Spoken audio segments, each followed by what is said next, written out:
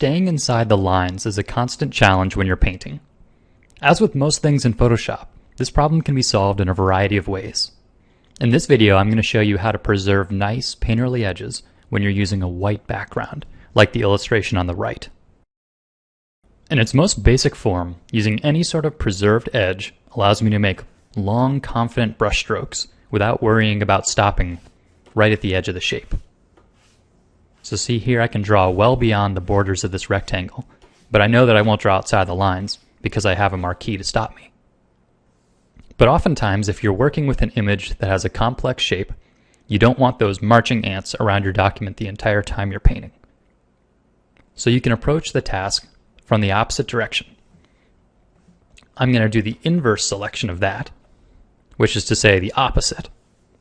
Make a new layer and fill it with solid white, and then deselect. Now when I paint underneath that layer, the exact same effect happens. It's as if I have a rectangular marquee, except technically right now there's no selection at all. The only thing I have is this top layer, which works like a framing element. So in this way, you're actually faking a background with what is the most foreground layer in your document, the top of the stack. So when's a good opportunity to do this technique? Why would you take all that time to fake a layer cutout when you could just use a background instead? Well, the times I use it are when I know I'm going to have a solid background color. In this example, I've got a character that sits on a white background that would work well on a printed page. Because I knew there wouldn't be any gradation in the background at all, I can make that solid background ahead of time and keep it on the top of my stack.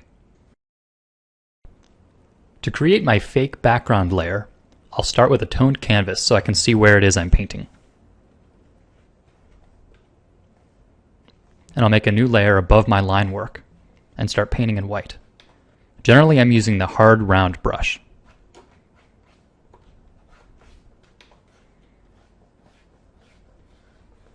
And then I'll use the hard round eraser to bring it back where I've made errors.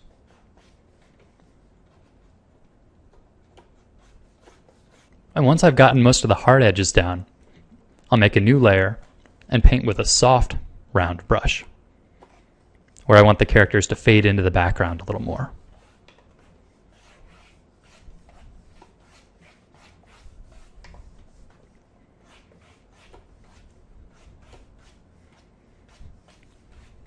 And if I've done too much of this effect, it's good that I've created it on its own layer, which I can then erase out some hard edges back into.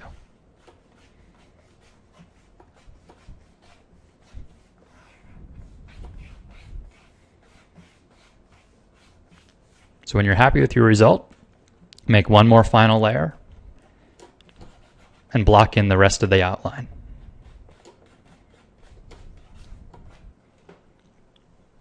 And now I've taken all those layers and combined them into a single top layer. And you notice this gives me nice bonuses like I can have soft edges around where the hair is and hard edges around the laptop. It gives me great edge control that I only have to do once. And after this, I can just paint underneath. So before I start painting here, let's take a look at my layer stack. I've got one called white, which is my top layer, that's the blocker, also my framing element. Below that I've got lines, which I have set to multiply and locked. And then below that is the toned background. So all of my painting that I'm going to do will be above the background and below the lines and the white. So I'll paint just for a few seconds to show you what exactly this gives me.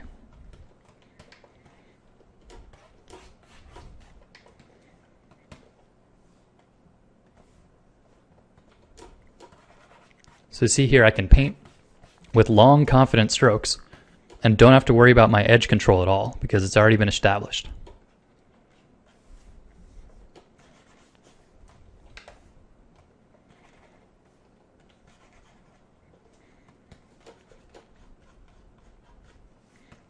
And if I don't like the way the edge is looking somewhere, I can just refine it.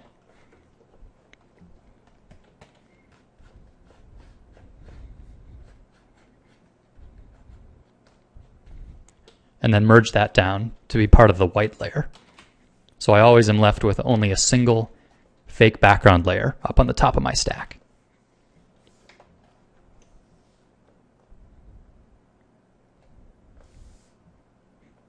So if you're working on an illustration that has a solid color background, give this a try and you save yourself a lot of time.